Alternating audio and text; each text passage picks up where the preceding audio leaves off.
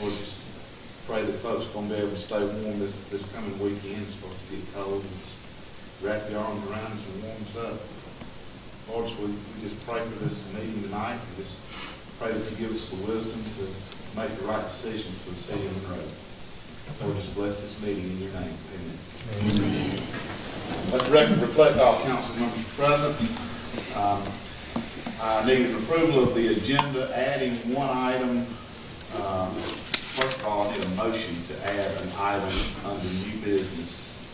Item 9, it'll be the beer and wine chestnut cover. We actually voted to table that last week because they were not here. They are here tonight, so if you choose to hear it tonight, you just need a motion. Motion to approve. Have a motion by Ms. Scott. Second by Mr. Richardson. Any discussion? Hearing none, all in favor?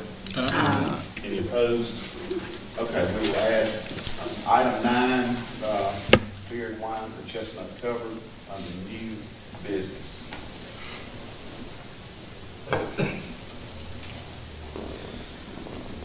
Now with that added, I need an approval of the agenda. Move to approve. Motion by Mr. Bradley. Second by Mr. Adcock. Any discussion? Hearing none, all in favor? Aye. Any opposed? The agenda is approved. Now we need approval of the consent agenda. Move to approve. Motion by Mr. Little. Second. Second by Ms. Malcolm. Any discussion on the consent agenda? Hearing none, all in favor? Aye. Any opposed? The consent agenda passes. We'll move into a public forum. Under public comments, we have one person signed up for public comments. If you will, come to the podium. You have 3 minutes to address the council. Chip Ferguson. Good evening. As many of you know, my name is Chip Ferguson. I'm here as a member of the Monroe First United Methodist Church. Several of the other members of the church are here with me. We're here to request that you consider closing Waverly Boulevard as a public road. Waverly Boulevard is the one block street that runs parallel to Alcovey on the other side of the Methodist Church. We have three primary reasons why we think it's in the public's best interest to close that road. First is the road serves no purpose other than as a cut-through.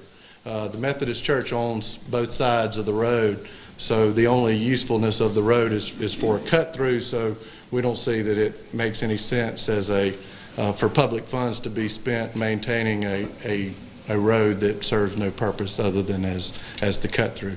Secondly, we understand that the DOT is in favor of, or supports at least, the closure of that road, given its proximity to Alcovey. You could never get it approved today, and so they're in favor. I think it'll help with traffic flow, and it'll enhance your sidewalk project to not have to have a cut through there, so the sidewalk could continue.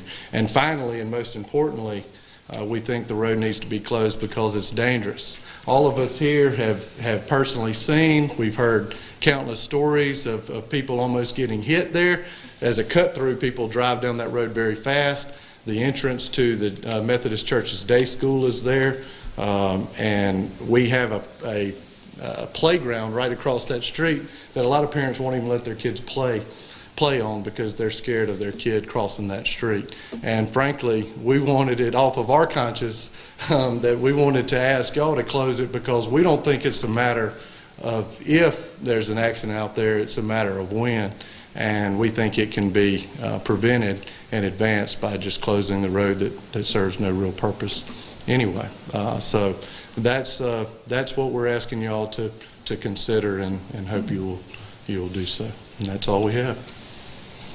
Thank you. Let's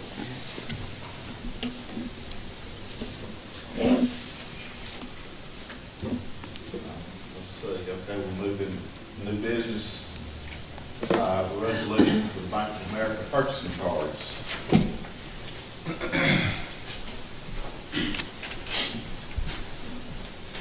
Thank you, Mayor. Be it resolved that the following officers and/or employees, the mayor, the vice mayor, the city administrator, and the city clerk of the city of Monroe, are hereby and authorized for and on behalf and in the name of the organization, City of Monroe, for such time and such interest rates and on such other terms and conditions as are deemed expedient by the designees, to negotiate and procure credit from Bank of America N.A.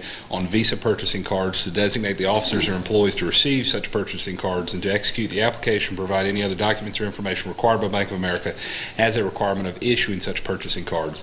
The authority herein given and the designation of officers and employees shall remain irrevocable as far as Bank of America is concerned until Bank of America is notified in writing of the revocation of such authority and shall have acknowledged in writing receipt of such notification. Be it further resolved that such purchasing cards, the debt created by their use, and any security interest pertaining to that debt issued to the designated officers or employees of the organization shall represent legal and binding obligations of the organization, the City of Monroe, and that Bank of America is hereby authorized and directed to pay the proceeds of any such credit without the necessity to look to the use of the credit or of the account, whether such account is opened or maintained by the designees or others as designated by the designees in their individual capacities or not, and whether funds from the use of such accounts are deposited to the individual credit of or used for the individual credit of or used for the individual purposes of the designees or others designated by the designees or not. Be it further resolved that the corporation shall indemnify and hold harmless Bank of America from any claim, loss, cost, damage, liability, or expense arising out of its actions in reliance on this resolution. That is the resolution this 10th day of February 2015, Mayor.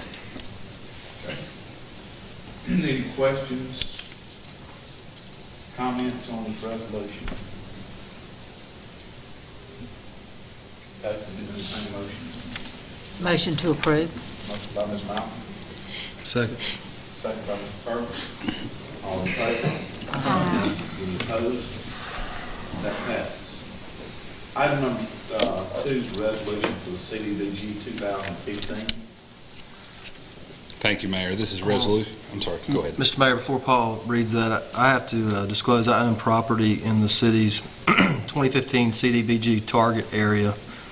However, I was not involved in the selection process of the target area. The Director of Water and Gas, project engineer, and grant consultants chose the area based on severity of need for the proposed improvements. I will abstain from discussing or voting on any issues concerning this project. Further, I will fully disclose this conflict at the next council meeting. Okay, thank you very much. Thank you. Thank you, Mayor. This is a City of Monroe fiscal year 2015 CDBG application resolution. Whereas the Georgia Department of Community Affairs has established a community development block grant program to assist cities and counties with improvements to public facilities, economic development, and housing in Georgia, and whereas there exists in the City of Monroe a need to provide water and sewer improvements to the City of Monroe's fiscal year 2015 CDBG target area, now therefore be it resolved by the Mayor and the Monroe City Council that the City of Monroe supports the application for fiscal year 2015 CDBG funds, and that the City of Monroe will apply for these funds for water and sewer improvements in the City of Monroe's fiscal year 2015 CDBG target area. The City of Monroe commits to the $10,000 required cash match for the project, $1,000 cash for the required audits, and all additional cash and/or in-kind services needed to complete the project over the grant amount. Be it further resolved that the Mayor is authorized and directed to act as the official representative of the City of Monroe to act in connection with the application, to be responsible for compliance with the applicable state and federal requirements of the program, and to provide such additional information as may be required. Be it further resolved that the Mayor, Greg Thompson, is authorized to enter into an agreement for engineering and grant administration services relating to the application and subsequent grant, if so funded, and to execute the application and other required documents on behalf of the City of Monroe, including the grant award package, if funded. Further resolved, the City of Monroe commits to own, operate, and maintain all proposed improvements. Be it further resolved, the City of Monroe hereby adopts a citizen participation plan of the Georgia Department of Community Affairs to ensure public involvement in the CDBG process. Be it further resolved, the City hereby acknowledges that the proposed project is subject to the requirements of Section 3 of the Housing and Urban Development Act of 1968 as amended in 12 U.S.C. 1701U Section 3, and in accordance with the City's Section 3 compliance plan, and in accordance with City Section 3 compliance plan, will to the greatest extent feasible comply with all Section 3 requirements. Be it further resolved, the City hereby acknowledges that the proposed project is subject to the requirements of Title 8 of the Civil Rights Act of 1968, the Fair Housing Act as amended, and Section 104B2 of the Housing and Community Development Act of 1974 as amended, and Section 105B3 of the National Affordable Housing Act of 1990. The city hereby commits to affirmatively furthering fair housing to the greatest extent feasible. Be it further resolved that the city hereby acknowledges that the proposed project is subject to the requirements of Section 504 of the Rehabilitation Act of 1973 as amended, Title II of the American with Disabilities Act of 1990, and the Architectural Barriers Act of 1968. The city hereby commits to comply with all Section 504 requirements to the greatest extent feasible. Be it further resolved that proposed water and sewer improvements are in conformance with the City of Monroe's comprehensive plan and are not inconsistent with the city's service delivery strategy. Be it further resolved that a true and dedicated commitment has been made to the project for the successful completion of the above improvements for the citizens, especially the City of Monroe's low to moderate income citizens. So resolved this 10th day of February 2015. That is the resolution, Mayor. Okay. Move the resolution be approved. All right, motion by Mr. Bradley, Second. second by Mr. Richardson. Any discussion? Hearing none, all in favor? Any opposed? That passes. And on the record, Mr. Ferguson abstained. Item 3 is a resolution for House Bill 170. This is something that's come up pretty quick. The State Department is, the state is trying to, and Renee can probably explain it a little bit better, but they're trying to take the transportation dollars and take it off the gas tax and make the county and the cities responsible for collecting their own tax for transportation, and that's just not going, it's going to cost us about $500,000, I think. I'll let Renee kind of explain a little bit more, but the cities and the county are trying to sign this resolution and just to send it to our state representatives saying, we hope you don't vote for it. Well, I could just add the fact that it's just going to come, the sales tax will just come off of the motor vehicle tax. And what it'll do is create a local option to add an additional 6 cents, but that would be at the county's option. So it would kind of be whether they decide to do that or not. So it's potentially a loss of a good bit of revenue. Countywide, it's a little over $4 million. Does anybody have, y'all read the resolution? I'm assuming, anybody have any questions before we're not, it's not doing anything, it's just sending our wishes to our state representatives. It really is a GNA's urging. All this is coming out of GNA, so. In the state, I was in a meeting last night with Representative Kirby, and he says this is pretty unanimous around the state of cities and counties coming out opposed to this. He thinks that will be changed, but he appreciates all the input that people are putting into it. I did get a voicemail back from Representative Bruce Williams, and he said they're trying to hammer it out, and that's really about all he said. I haven't actually talked to him face to face to tell him, but I did tell him in my message that we were opposing it, and I hope that he would vote against it. So I don't know how he stands on the matter. But anyway, any other comments? Well, as I understand this now, the basics of it is actually shifting the revenue away from the sales tax, which is we share in as locally, and shifting it to the state level for their control. Right? I mean, that's basically the gist of the whole bill that's under consideration. That's the way I'm interpreting it. That's correct. At this time, it may change again. Yeah, but I mean, that's why it's Pretty just much, really yeah. detrimental to the locality, Right. as opposed, it's the shifting of revenue. And even at what they're allowing us to, if the counties to come back and say, okay, really, if we can impose this 6 cents a gallon tax back on the fuel, it's still not making us whole as to the money that we were getting from the state for our transportation purposes. The math just doesn't work out. So, and then you're at the mercy of the county to where they'll even pass a gas tax. So, you know, your transportation in that one county just, you know, you may have bad roads, bridges that may fall, or, you know, it's a bad deal. It's a bad deal. Any other before Paul reads the resolution? Okay. Thank you, Mayor. This is a resolution, whereas the Joint Study Committee on Critical Transportation Infrastructure Funding has issued a report which identifies the need for the state of Georgia to raise additional revenues to address transportation needs. And whereas House Bill 170 has now been introduced, which recommends that the state invest over $1 billion annually in transportation-related projects, with over $500 million of the $1 billion coming from the local sales taxes from cities, counties, and school systems. And whereas in 2013, local governments in Georgia collected $516 million in local sales taxes through LOST, SPLOST, ELOST, eSPLOST, HOST, MARTA, and Atlanta's MOST from the sales of motor fuel.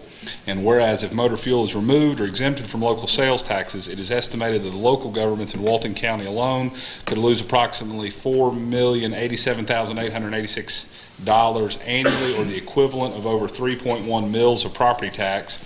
And whereas this includes proceeds to the Walton County Board of Commissioners, the municipalities of Loganville, Monroe, Walnut Grove, Social Circle between Good Hope and Jersey, and the Walton County School District, along with the Social Circle City School District.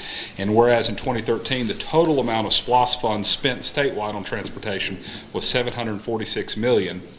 And whereas Georgia's local governments have made and continue to make substantial investments towards transportation projects, and whereas the Board of Commissioners of Walton County and the Council of the Cities of Loganville, Monroe, Walnut Grove, Social Circle between Good Hope and Jersey urge both our local delegation and the entire Georgia General Assembly to strongly oppose any recommendation or measure to reduce the allocation of state funding to local governments, now therefore be it resolved that the Board of Commissioners of Walton County and the councils of the cities of Loganville, Monroe, Walnut Grove, Social Circle between Good Hope and Jersey hereby jointly urge the Georgia General Assembly and our local delegation to oppose strongly any bill, provision, or measure to reallocate local sales tax funding from local governments to the state of Georgia. Furthermore, that the state of Georgia not approve any provision of a transportation bill that authorizes double taxation of municipal residences. That is the resolution this 10th day of February 2015, Mayor. Thank you. Need a motion for this resolution. I'll offer that motion. Motion by Ms. Miller, second by Ms. Scott. Any more discussion on this? Hearing none, all in favor? Aye. Any opposed? That passes. Thank you very much. Item number 4 is discussion and approval of LCI Streetscapes Lighting Agreement. We reviewed that agreement. It is in order from our office, Mayor. Okay, and this is the North Broad project we're talking about. Correct. Any questions before we? All right, we need a motion on this. Motion to approve. Motion by Ms. Scott, Second. second by Ms. Dixon. All in favor? Aye. Any opposed? That passes.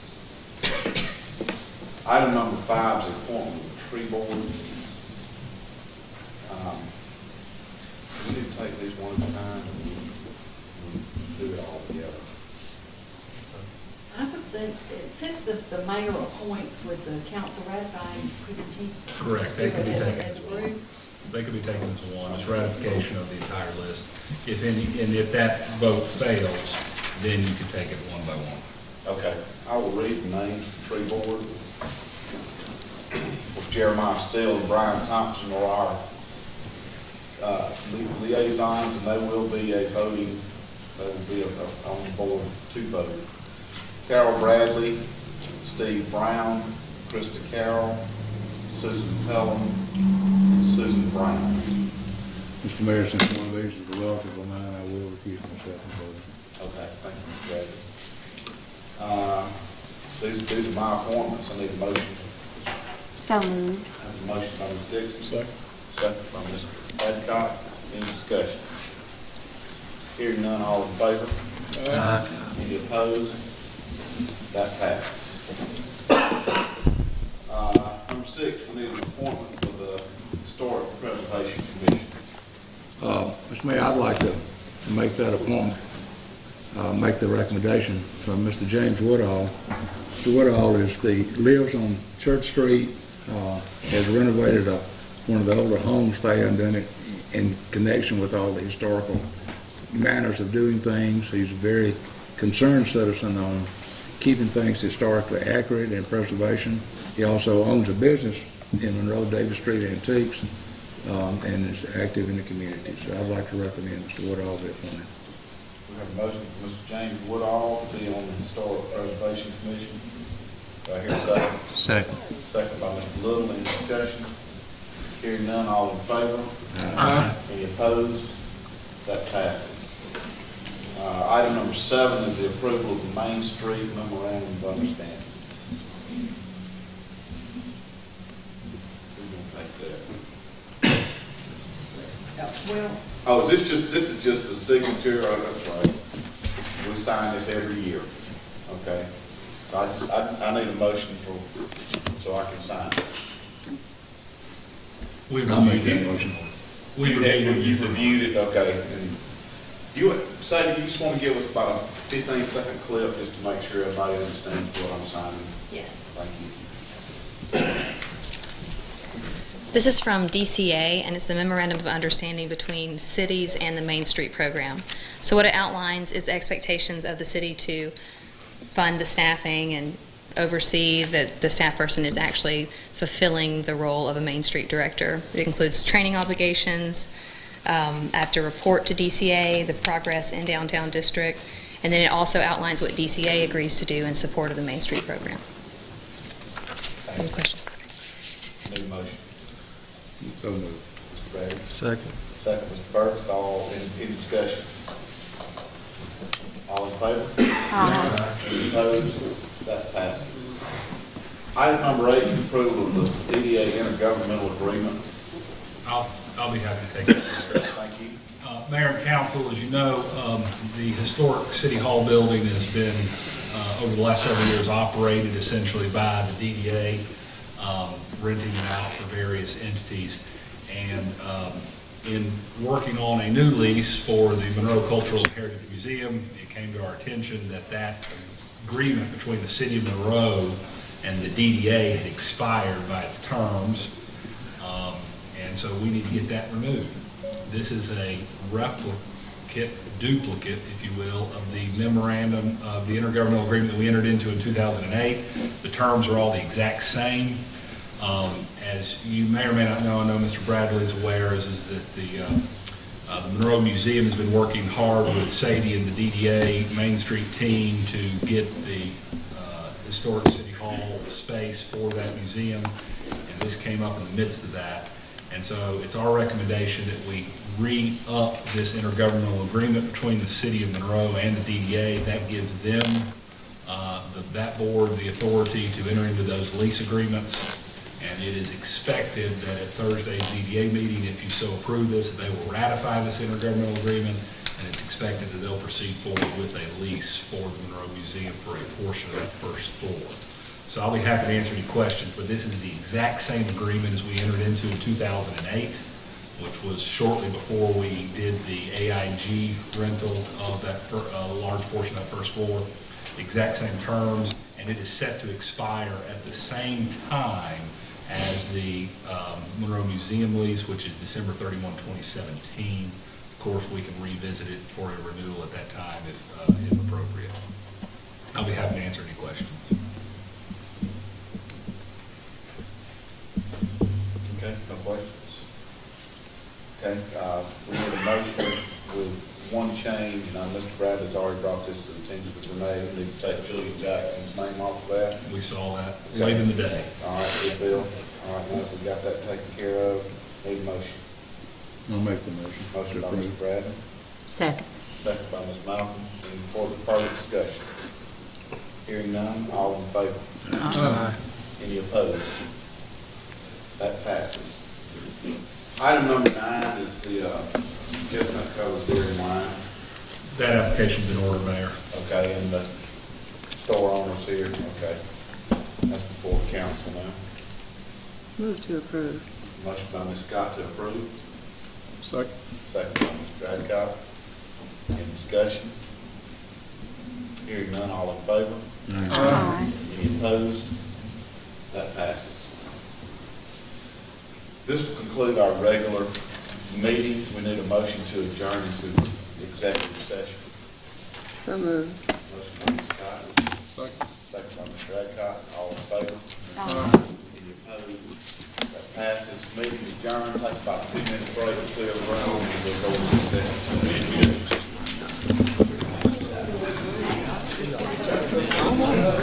Well,